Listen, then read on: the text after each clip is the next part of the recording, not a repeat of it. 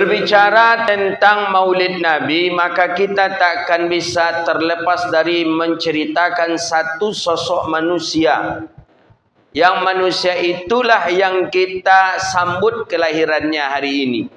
Siapa dia? Baginda Rasulullah Muhammad sallallahu alaihi wasallam. Saya ingin mengatakan bahwa Nabi ini kenapa mesti harus diperingati maulidnya? Banyak orang yang agak alergi dengan peringatan maulid Nabi. Tapi pada hakikatnya mereka juga ikut maulid Nabi. Kata mereka, maulid Nabi itu bid'ah. Yang boleh itu menyebut tentang kisah kelahiran Nabi. Sama saja. Maulid Nabi itu itulah yang dibahas. Kenapa harus maulid Nabi? Karena memang kita ingin menunjukkan cinta kita kepada Nabi sallallahu alaihi wasallam. Nabi ini bukan manusia sembarangan manusia, tapi Nabi ini manusia kalbashar seperti kita, tapi jauh kemuliaan itu dibandingkan kepada kita yang ada pada diri Rasulullah sallallahu alaihi wasallam. Apa saja kemuliaan yang ada pada Nabi? Saya akan mencoba menyimpulkan ada 4 kemuliaan pada baginda Nabi sallallahu alaihi wasallam. Pertama, Nabi mulia dari sisi nasab. Nasab itu bahasa Arab, bahasa kita keturunan.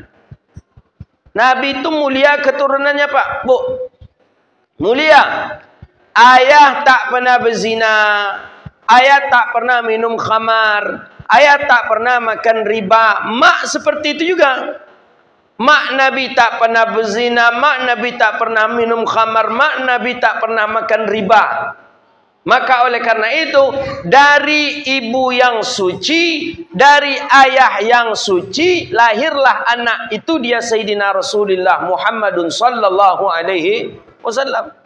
Maka kita kalau ingin pula anak kita menjadi seperti Nabi Muhammad, buat seperti ibu Nabi Muhammad.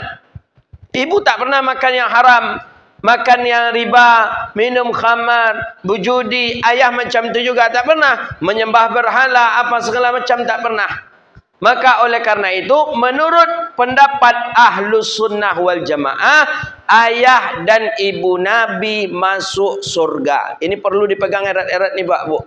Ini yang membedakan akidah Ahlus Sunnah wal Jamaah dengan akidahnya Salafi dan Wahabi. Menurut mereka, ayah mak Nabi masuk neraka. Coba nanti tengok.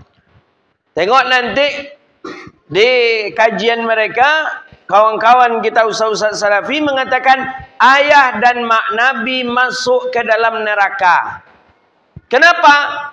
Alasan mereka, ayah dan mak Nabi tak sempat beriman kepada Nabi dan Nabi sudah meninggal dunia. Makanya ayah mak Nabi masuk neraka menurut mereka. Kalau menurut kita Ahlus Sunnah wal Jamaah, ayah dan mak Nabi masuk surga. Pegang erat-erat itu. Kita hati-hati sekarang. Ini banyak virus ini sekarang ini. Virus yang kata mereka menghidupkan sunnah Nabi, tapi justru mereka membunuh sunnah Nabi. Kata mereka, merekalah yang beramalkan dengan amalan sunnah Nabi, tapi merekalah yang membenci Nabi. Ayah dan mak Nabi masuk ke dalam surga, pendapat Ahlus Sunnah wal Jamaah. Mana dalil? Tengok dalil ayat. Di dalam surah Al-Isra ayat 15 Allah mengatakan apa? Wa ma kunna mu'adzibina hatta nab'atha rasula. Wa ma kunna mu'adzibin, tidak diazab suatu kaum sampai diturunkan seorang rasul ke dalam kaum itu. Nabi diangkat menjadi rasul. Ayah Nabi sudah meninggal dunia apa belum? Sudah. Ibu Nabi sudah meninggal dunia. Nabi belum diangkat menjadi rasul. Maka zaman itu disebut dengan zaman ahli fatrah. Orang yang hidup di zaman ahli fatrah, najun, mereka selamat dan masuk ke dalam surga Allah. Ini perlu dipegang erat-erat nih. Karena ada anak-anak yang salah orang tua menyekolahkan. Disekolahkanlah ke pondok pesantren. Ya, pondok pesantren mereka lah. Balik anak-anak nih. Jadi anak-anak ini menguji orang tuanya. Anak pula menguji orang tuanya. Ma, pa, tahu enggak, ma? Ayah dan mak Nabi itu mukmin enggak? Kata anak kepada kedua orang tua. Iya, nak. Ayah mak Nabi itu masuk surga enggak, mak? Iya, masuk surga, nak. Kita saja diperjuangkan Nabi masuk surga, kita dibawa Nabi masuk surga, ayah maknya tentu lebih dulu masuk surga. Kata anak, enggak, ma. Salah, ma. Itu salah ilmu mama selama ini, kata anak. Jadi ayah mak Nabi itu masuk neraka, kata dia. Nah, bayangkan, ini orang tua curhat kepada kami. Ayah Nabi, mak Nabi itu masuk neraka, mak, kata anak tadi. Kenapa? Ayah mak Nabi ini musyrik. Belum sempat beriman kepada Nabi, ayah dah meninggal dunia. Belum sempat beriman kepada Nabi, mak sudah meninggal dunia. Maka ayah mak Nabi itu musyrik, mak. Kalau orang musyrik masuk neraka, mak, kata dia. Jadi salah itu amalan mak itu. Ini orang tua curhat kepada kami. Begitu anaknya kena doktrin, salah masuk pondok pesantren. Ini hati-hati nih, Pak. Jangan bangga, oh, ini bagus, ini apa. Kalau ayah mak Nabi kata dia masuk neraka, macam mana bagusnya itu? Kurang akhlak kita kepada Rasulullah sallallahu alaihi wasallam. Maka Nabi mulia. Dari mana kemuliaannya Rasulullah sallallahu alaihi wasallam? Dari sisi nasab pertama. Maka Imam Barzanji kan sudah menyebutkan itu. Nasabun tahsibul ula bihulahu qaladat hanujumahal jawza'u habadzal iqdusudadi wa fakhari anta fihi yatimatul asma'u. Setelah itu fa akrim bihi min nasabin taharahu Allah taala min sifahil jahiliyah. Allah sucikan Nabi Muhammad, ayahnya, maknya daripada perangai-perangai orang jahiliyah. Jadi walaupun hidup di zaman jahiliyah, mak Nabi tak pernah minum khamar. Walaupun hidup di zaman jahiliyah, ayah Nabi tak pernah berjudi. Walaupun hidup di zaman jahiliyah, tak pernah makan riba. Karena sudah dijamin oleh Allah subhanahu wa ta'ala. Itu perlu saya tekankan. Kenapa? Karena banyak orang hari ini lancang kepada Nabi Muhammad. Banyak orang hari ini menganggap sepele kepada baginda Rasulullah sallallahu alaihi wasallam. Itu. Maka dalam Al-Barzanji dipertegas itu. Fa akrim bihi min nasabin taharahu Allah taala min sifahil jahiliyah. Allah sucikan, Allah bersihkan Nabi Muhammad, ayah dan maknya daripada perangai-perangai perbuatan maksiat yang dilakukan oleh orang-orang jahiliyah. Itu dia. Maka perlu dulu di kita di Melayu ini berzanji. Setiap maulid Nabi orang baca berzanji. Apalagi di daerah Kampar itu berzanji dibaca itu. Gitu. Ya, tapi alhamdulillah juga lah di Masjid Jariah tadi dibaca qasidah. Qasidah itulah lama ndak ada orang membaca itu tu lagi. Tapi di Siko masih dilagukan itu. Tu Masya Allah luar biasa. Orang dulu Pak Ibu yang dirahmati Allah, mendapatkan ilmu, menghafal sesuatu dari qasidah itulah dia. Dapat ilmu dari qasidah. Pokoknya dapat ilmu. Setiap ada lagu, ada nyanyi, dapat ilmu. Cobalah tengok apa bermakna. Lagu-lagu dulu tu bermakna. Tadi tu je lah. Tu banyak maknanya itu. Kalau hafal saja kita lagu tadi, itulah hafal kita sebagian daripada kelahiran Nabi. Mari baca salawat Nabi agar kita semua mendapat syafaatnya dari Nabi Muhammad, Rasul pemimpin umat yang membawa amanat untuk para umat. Marilah hai kawan. Setelah itu 12 Rabiul Awal jatuh pada hari Isnin, Nabi Muhammad dilahirkannya. Boleh? 571 Masehi di kota Mekah pada tahun Fil. Itu saja dah 5 ilmu yang kita dapat. Itu maka oleh karena itu menyanyi itu perlu untuk ghirah, untuk semangat. Bukan bid'ah itu. Jangan tuduh pula nyanyi itu bid'ah pula lagi. Ilmu dah di situ. 5 ilmu di situ. Coba bayangkan. Maka tidak perlu kita tengok buku lagi. Tidak perlu dari situ saja. 12 Rabiul Awal. Berarti tanggal 12 Rabiul Awal. Jatuh pada hari Isnin. Berarti Nabi dilahirkan hari Isnin. Di kota Mekah pada tahun Fil. Di kota Mekah tahunnya pun bernama tahun Fil. Apa tahun Fil itu? Tahun gajah. Kenapa tahun gajah? Apakah tidak ada tahun ketika itu? Ada. Tapi orang-orang Arab sama dengan nenek moyang kita dulu.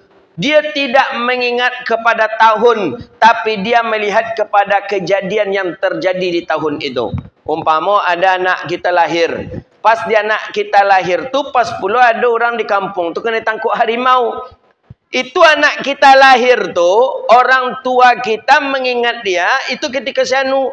Jadi syanu itulah berapa umurnya tu mak kata kita, ke nenek kita, ke mak kita umpamanya. Mak kita akan jawab, syanu tu lahir tu ketika syanu ditangkuk di harimau tu katanya. Jadi mengkaitkan dengan kejadian tu dulu.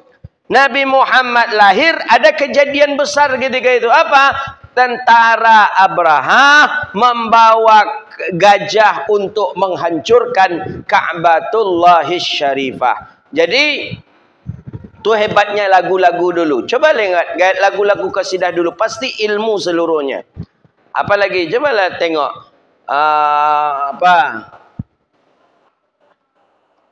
yang nyanyinya yang dinyanyikan oleh almarhum Ustaz Uje, apa itu? Sebatang pohon kayunya rimbun, lebat buahnya itu juga lagu orang-orang tua kita dulu. Walaupun hidup 1000 tahun bila tak sembahyang apa gunanya? Walaupun hidup 1000 tahun bila tak sembahyang apa gunanya? Ilmu di dalamnya. Asam kandis, asam gelugur, ketiga asam riang-riang, menangis mayat dalam kubur, teringat badan tak sembahyang. Ilmu di dalamnya. Kalau lagu gini adalah ilmu. Judulnya aja lah Kucing Garong, menjabun dah ini. Judulnya aja tidak ada ilmu. Ada tidak ilmu dalamnya? Kalau bahasa Acu ada lagu Acu ada La Ilola. La Ilola tu jenis dan sambung pula ke belakang lah tu. La Ilola. Tu lah lain tu. Jencat dilanjutkan pula. Ada ilmu. Maka oleh karena itu jauh orang dulu tu menghasilkan sesuatu tu bermanfaat untuk kita hari ini. Anak-anak kita terbanyak tak tahu dia lagu-lagu tu bahkan. Lagu apa tu mah? Lagu apa tu ya? Kata dia kadang. Padahal orang tua-tua kita dulu biasa sambil lalu-lalu anak-anak itu yang dibaca jadinya. Bila Israel datang memanggil, jasad terbujur di pembaringan. Sambil lalu anak-anak itu tu. Jadi memang ilmu orang tua-tua kita dulu itu. Anak ayam turun 10, mati 1, tinggal 9. Tuntutlah ilmu jauh-jauh selagi hayat di kandung badannya. Anak ayam turun 9, mati 1. Dulu macam tu sambil berhitungnya tu. Hanya lagu kan je dulu tu. Maka oleh kerana itu, Bapak Ibu yang dirahmati Allah, seluruhnya yang disyariatkan oleh baginda Nabi, yang kita amalkan gini, itu tak perlu untuk kita buang. Kenapa? Karena dia juga ada dahulu di zaman baginda Nabi SAW.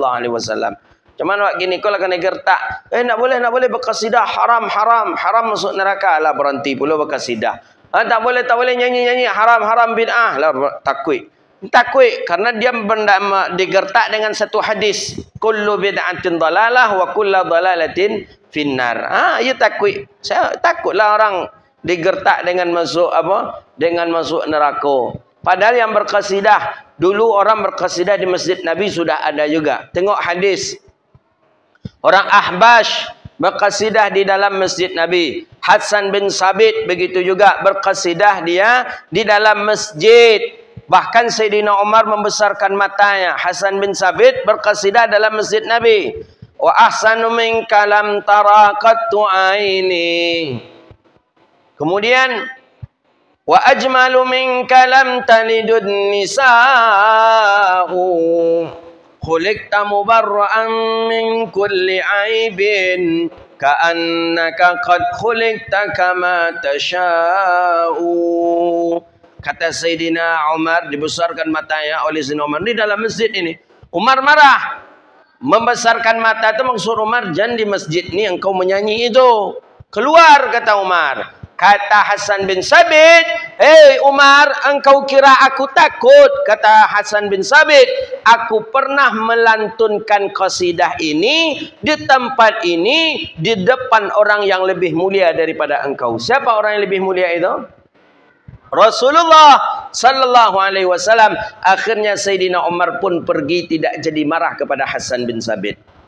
Begitu. Jadi kalau ada pula orang menggodangan matu ke ibu besok sedang latihan rebanan saja. Sabit kayaknya jendela enggak nama toleh. Yang ada je tu tinya bu. Ada je yang tak suka dengan, kan termasuk syiar itu kan, syiar. Aturan orang mengantuk tadi dengan gugur rebanan tu tak kaji nya tadi dah. Atau jago je nya kan. Aturan orang nak malam alolok nak jadi mata lolok ada telinga sakit dia apa rebanan tak serentak tu. Ada je hikmah. Ada je hikmah tu. Jadi kalau lama bunyi rebana copek taloloknya ikut nak mau mata lolok dah. Dia apa dia bunyi rebana tadi nak samur dah. Ada je hikmah itu. Makanya ancak itu digugur tadi rebana tu. Tarik digugur je tarik. Jadi pertama Nabi itu mulia dari sisi nasab. Nasab mulia. Masya Allah. Nasab Rasulullah SAW. Maka dalam rawi berjanji tadi disebutkan, فَأَكْرِمْ بِهِ مِنْ نَسَبٍ طَهَرَهُ اللَّهُ تَعَالَى مِنْ صِفَائِهِ الْجَاهِلِيَّةِ. Allah bersihkan, Allah sucikan Nabi, keluarga Nabi, ayah mak Nabi daripada perangainya jahiliyah. Kedua, Nabi Muhammad sallallahu alaihi wasallam mulia. Mulia dari sisi apa baginda Nabi sallallahu alaihi wasallam? Mulia dari sisi nama. Nama mulia yang kedua. Mulia nama Rasulullah, ya nama Nabi mulia. Coba bandingkan. Boleh kita mungkin meresapi sejenak. Kenapa nama Nabi Muhammad diletakkan oleh Allah di samping nama Allah? La ilaha illallah. Setelah itu Muhammadur Rasulullah. Kenapa Muhammadur Rasulullah yang diletakkan Allah? Kenapa tidak nama Nabi Adam? Padahal Nabi Adam Nabi yang pertama kali. Nabi Adam Nabi yang pertama diciptakan. Kenapa tidak Nabi Adam? La ilaha illallah. Mestinya Adam Rasulullah. Tapi ini tidak. La ilaha illallah Muhammadur Rasulullah. Ini tanda Nabi Muhammad mulia nama. Hari ini ada orang mengatakan, Muhammad itu biasa saja.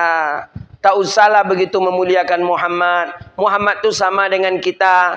Kita makan, Muhammad makan. Kita menikah, Muhammad menikah. Kita punya anak, Muhammad punya anak. Kita sakit, Muhammad sakit. Jadi kita ni sama dengan Muhammad. Kata dia, iyo Muhammad nan mano. Iyo samanya jam Muhammad. Tapi Muhammad nan mano.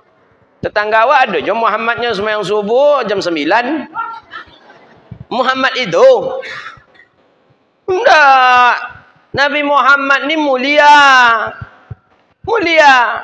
Bayangkan Pak, azan saja kalau tak disebut nama Nabi, maka azan tadi dianggap tak sah.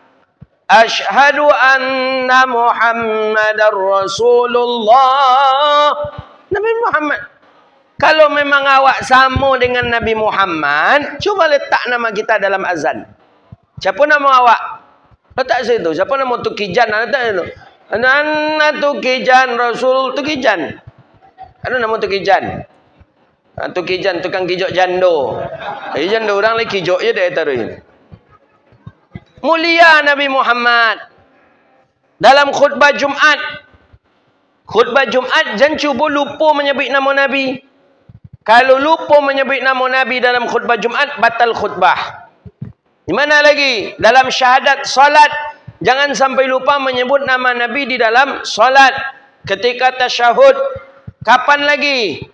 Ketika apa lagi? Syahadat, orang persaksian.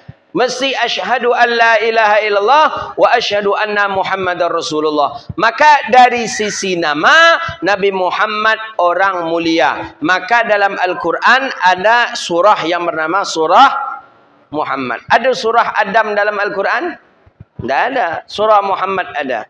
Maka oleh karena itu, dari sisi nama, Nabi Muhammad orang mulia dari sisi nama. Bahkan berulang-ulang kali disebut nama Nabi Muhammad. Tapi memang nama Nabi banyak. Ada yang disebut dengan Taha, ada yang disebut dengan Yasin, ada yang disebut dengan Ahmad, ada yang dengan Muhammad sallallahu alaihi wasallam. 2. 3. Nabi Muhammad mulia dari sisi akhlak. Akhlak Nabi mulia. Nabi sendiri menjelaskan innama bu'istu liutammima makarimal akhlak. Hanya saja aku diutus ke dunia ini untuk menyempurnakan akhlak manusia. Berarti Nabi menyempurnakan akhlak. Berarti akhlak Nabi sudah sempurna.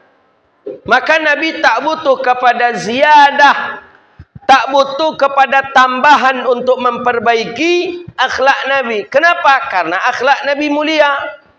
Oh, mulia sekali akhlak Nabi. Ketika ditanya oleh sahabat ke Sayyidah Aisyah, ya ummahatil mu'minin. Ummahatil mu'minin, hai ibunya orang mukmin. Maksudnya Sayyidah Aisyah. Bagaimana akhlak Rasulullah sallallahu alaihi wasallam fi baitih? Bagaimana akhlak Nabi di rumahnya? Jawaban Sayyidah Aisyah, akhlaquhul Quran. Akhlak Nabi itu Quran, kata Sayyidah Aisyah. Ditanya lagi oleh sahabat, bagaimana akhlaknya dengan akhlak Quran? Quran, bagaimana Quran? Quran sempurna. La tahrif, wala tahdzib, wala tabdil. Quran tak boleh direvisi. Quran tak boleh dihapus. Quran tak boleh ditambah. Walaupun harakat ataupun hurufnya. Begitulah sempurnanya akhlak Nabi Muhammad sallallahu alaihi wasallam. Mulia. Tengok dalam Rawi Berzanji di penghujung terakhir. Mulianya akhlak Nabi. Wa kana nabiyuna sallallahu alaihi wasallam syadidal haya'i wat tawadhu'. Yakhsifu na'lahu wa yarqa'u thawbahu wa yahlabu syatahu fi khidmati. Apa kata Imam Ja'far Al-Barzanji? Nabi itu orang yang paling rendah hati dan pemalu. Pemalu Nabi sallallahu alaihi wasallam. Rendah hati, pemalu. Saking pemalunya Nabi, pernah Nabi sedang duduk-duduk dengan sahabat Sayyidina Utsman bin Affan. Nabi duduk. Ketika Nabi sedang duduk-duduk, datang angin kencang. Angin kuat sekali datang. Fakashafa idharahu. Terbukalah kain sarung Nabi. Angin kencang tadi, kain sarung Nabi terbuka. Tapi terbuka itu, terbuka nampak betis Nabi. Cuman betis, tidak lutut. Cuman betis Nabi yang terbuka. Langsung Nabi pingsan ketika itu. Bayangkan, pingsan. Saking malunya Nabi SAW. Cuman terbuka betis pingsan. Awak pernah terbuka betis pingsan? Ibu-ibu nak lupa memakai jilbab pernah pingsan? Terbuka jilbab, terbuka aurat pernah pingsan? Tidak. Dia apa? Karena kurang malu. Awak kok kurang malu? Apalagi anak-anak zaman kini. Kurang malu. Kurang malu kalau dibandingkan orang dulu. Dulu memang orang malu luar biasa. Mintu aja minantu tu bersobok tu malu mana tu. Beko makan berdian minantu tu selesai makan lu. Sudah tu beko baru awak. Betul lo minantu kalau mintu sedang makan tu sagan mendekek tu. Kalau kini ndak ada. Para pacu-pacu capek mambik sambal minantu je mintu kan makan. Iya kan? Tak ada. Malu kurang. Kurang kalau malu kurang, imannya kurang. Itu kecek Nabi. Al-haya'u minal iman. Tandanya orang tu berimannya punya malu. Kini kau kurang malu. Menonton berdua-dua juminantu filem yang ditonton filem dono.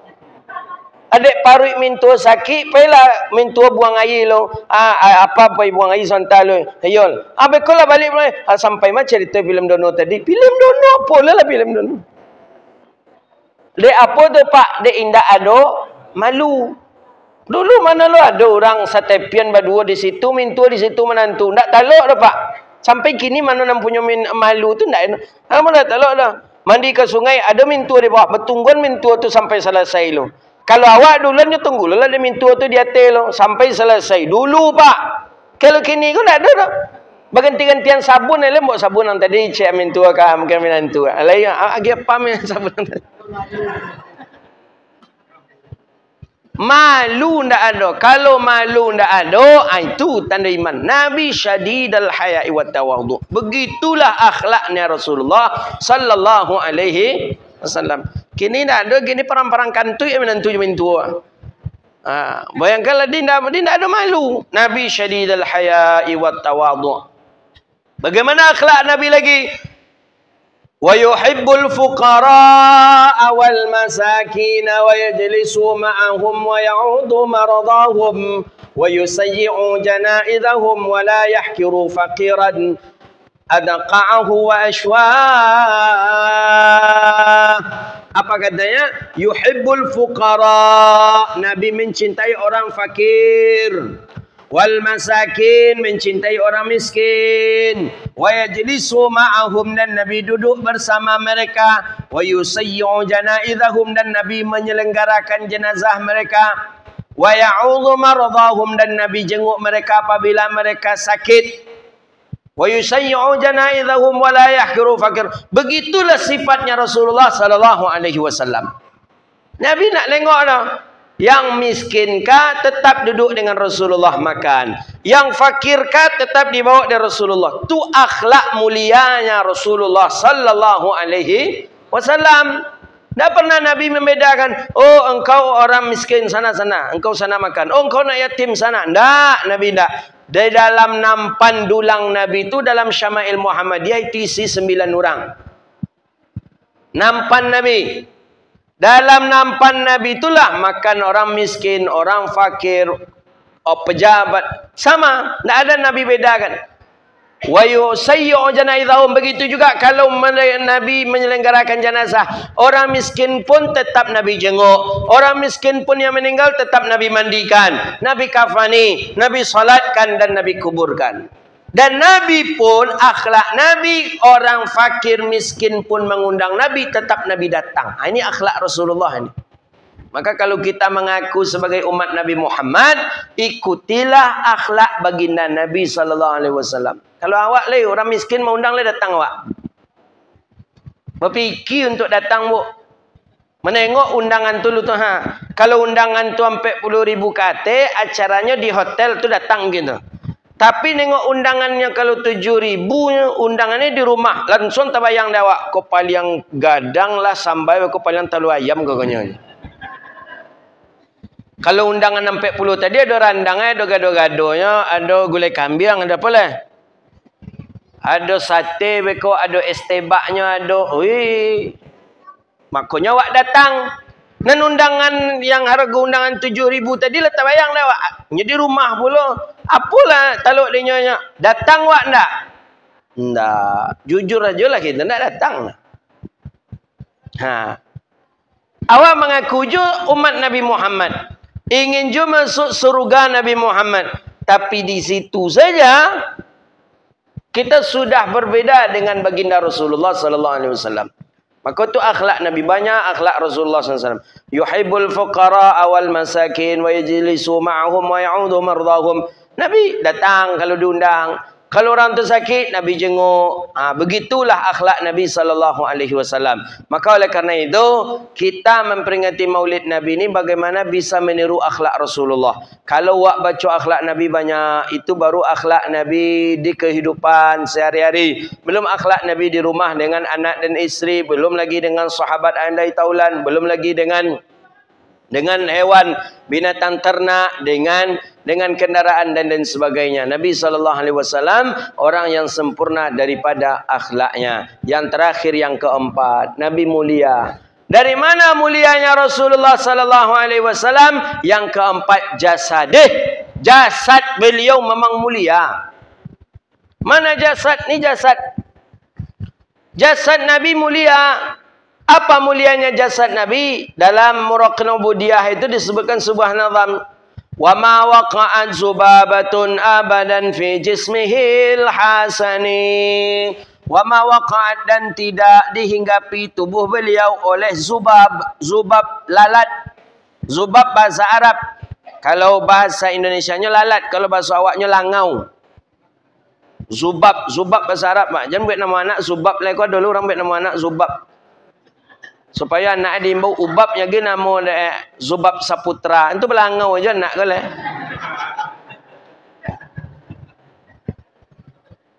Bongi pula beko kalangau tu tu. Langau kau nak butak langau kau doja. Anak awaknya orang dak langau. Selamat magi nama. Siapa nama anak mak ubabnya? Ubab kau apa sebenarnya kau ubabnya? Ubab. Ubab panggilannya, nama kepanjangannya Zubab Saputra. Nih, Saputra balangau arti itu maknanya ni. Manggil nama anak tu yang yo je lah. Nama siapa nama? Zubab. Siapa nama? Ma'un. Ma'un tu nama Al-Ma'un. Mana elok. Jadi Nabi tak pernah dihinggapi oleh lalat. Tak pernah lalat hinggap di tubuh Rasulullah SAW. Saking mulianya tubuh Nabi SAW. Kenapa? Karena tubuh Nabi bersih. Lalat ini di tempat yang hina. Lalat hinggap di tempat yang kotor. Ada tai, sampah. Hinggap di situ lalat. Kemudian hinggap di wajah kita. Maka kita ni hina, Pak. Nah, ada yang perlu kita sombongkan. Awak lalat hinggap di tubuh kita. Kadang masuk ke dalam muncuang awak bagai. Itu tanda hinanya muncuang awak sama lalat. Kepala awak bagai. Awak kecua mulia kepala awak. Dipacik orang berang gitu. Tapi langau memacik nak dua berang. Nabi tak pernah dihinggapi lalat. Kenapa? Karena memang mulia tubuh Rasulullah SAW. Riwayat hadis Ummu Sulaim. Nabi yang mengambil keringat Ummu Sulaim, mengambil keringat Nabi, dan keringat Nabi tadi baunya bau parfum. Saya selalu mengedepankan hadis ni, hadisnya sahih. Jadi diambillah keringat Nabi itu oleh Ummu Sulaim. Ummu Sulaim mengumpulkan keringat Nabi. Dah selesai keringat Nabi tadi di botol kecil. Kemudian ditaruh. Sampai kemudian beberapa hari, beberapa minggu ditengok. Nampak oleh Rasulullah. Dibuka. Nabi nak tahu kalau itu keringatnya. Mengeluarkan harum yang kuat sekali. Kata Nabi, ikut siapa punya? Kecil Ummu Sulaim, ambo ya Rasulullah. Kata Nabi, di mana engkau beli? Kata Ummu Sulaim, ambo nak beli di mana-mana dia Rasulullah. Kenapa ya Rasulullah? Kata Nabi, aku tak pernah menghirup parfum yang lebih nikmat dan segar daripada ini. Belikan aku parfum ini, kata Rasulullah. Ummu Sulaim senyum aja. Jadi kecil Ummu Sulaim, hadza min ariqika. Ini adalah keringat engkau ya Rasulullah. Keringat Nabi bon parfum, wajarlah badan Nabi tak dihinggapi oleh lalat. Mana ada kita yang keringat kita bon parfum? Kau ya sama awak je Nabi. Nabi Muhammad tu orang biasa begini. Ada di sika yang bon parfum keringat? Tak ada Pak. Tak ada dah. Kalau tak ada berarti tak ada. Lebih mulia Rasulullah daripada kita. Awak keringat awak pun tapai. Tapai agak lama les teh. Bon gatah yang paling parah tu. Bon karet no atau karet lewat tu sakit kepala awak demon sakit paru awak ada bau ni. Mungkinkah kita sama dengan Nabi Muhammad? Tak. Itu baru cuman keringatnya Nabi. Belum darahnya Nabi, belum air liurnya Nabi. Ingat kita dalam hadis sahih ketika Sayyidina Ali bin Abi Talib sakit mata, ramat. Nabi mengundang rapat, kata Rasulullah, kita nanti rapat malam, kata Rasulullah. Ya, baik ya Rasulullah. Sahabat datang. Ali tak datang. Ali mana, kata Rasulullah? Ali ramat ya Rasulullah. Ramat sakit mata. Jadi kata Rasulullah SAW, ayolah kita rapat. Setelah selesai rapat, Nabi pulang singgah di rumah Ali bin Abi Talib, di rumah Fatimah. Fatimah, ya bah, ada Ali, ada bah. Keluarlah Ali bin Abi Talib. Mata dalam keadaan membengkak, mata agak bengkak dan merah. ketika itu Nabi ludahi mata Ali bin Abi Thalib, langsung sehat ketika itu. Hadisnya sahih. Tentang kemuliaan air liur Nabi pun dinukilkan oleh Imam Bukhari dalam Sahih Bukhari ada yang. Bayangkan mulia air liur. Air liur ni kan perkara hina ini. Hina memang tak najis tapi hina. Bukti hina ya, terkena kita oleh air liur orang, tersinggung tak kita? Kalau tak tersinggung dia dan cuba. Tersinggung tak? Singgung. Air liur. Tapi ternyata berbeda dengan air liur Nabi. Justru dijadikan obat. Justru ditunggu-tunggu oleh sahabat. Langsung diludahi mata Ali bin Abi Thalib, langsung sehat ketika itu. Itu hebat air liur Nabi sallallahu alaihi wasallam. Maka oleh karena itu, begitu tu Nabi bisa tu. Awak tak bisa. Cuman dulu orang tua-tua dulu kalau luko diludahi dulu ni. Cuman tak langsung sehat, infeksi kat 3 hari dulu. Karena lah banyak lo makanan-makanan tarasi dimakan juga boleh. Jarian dimakan juga, dan apa lagi banyak yang dimakan. Jadi oleh karena itu, kalau berbicara tentang kemuliaan sosok Rasulullah sampai padam dunia ini, sampai padam hari, masalah menceritakan sosoknya Nabi Muhammad belum akan selesai untuk kita ceritakan. Jadi oleh karena itu Bapak Ibu yang dirahmati Allah, tugas kita hari ini adalah bagaimana bisa meneladani Rasulullah, mengamalkan syariat Nabi, mengamalkan sunnah Nabi sallallahu alaihi wasallam. Jadi Nabi mulia, kita simpulkan dari 4 masalah. Pertama, mulia nasab keturunan. Kedua, mulia nama. Ketiga, mulia akhlak. Yang keempat, mulia fisik Nabi sallallahu alaihi wasallam. Hadza wabillahi at-taufiq. Itulah kajian Maulid Nabi kita pada hari ini. Mudah-mudahan bermanfaat dan Allah berkahi kehidupan kita dunia wal akhirah. Rabbana atina fid dunya hasanah wa fil akhirati hasanah wa qina adzabannar. Allahumma faqihna fid din wa 'allimna ta'wil wahdina ila siratikal mustaqim. Rabbana innana amanna faghfir lana dhunubana wa kaffir 'anna sayyi'atina wa tawaffana ma'al abrar. Allahumma a'izzal islam wal muslimin. Allahumma ansuril muslimina fi kulli makan ya rabbal alamin. Rabbana innana amanna faghfir lana dhunubana wa kaffir 'anna sayyi'atina wa tawaffana ma'al abrar. Rabbana atina fid dunya hasanah wa fil akhirati hasanah wa qina adzabannar. Wassallallahu ala sayidina Muhammadin wa ala alihi washabihi ajma'in. Subhana rabbika rabbil izzati amma yasifun. Wassalamun alal mursalin. Walhamdulillahi rabbil alamin. Demikian, mohon maaf, wabillahi taufiq wal hidayah war ridha wal inayah. Wassalamu alaikum warahmatullahi wabarakatuh.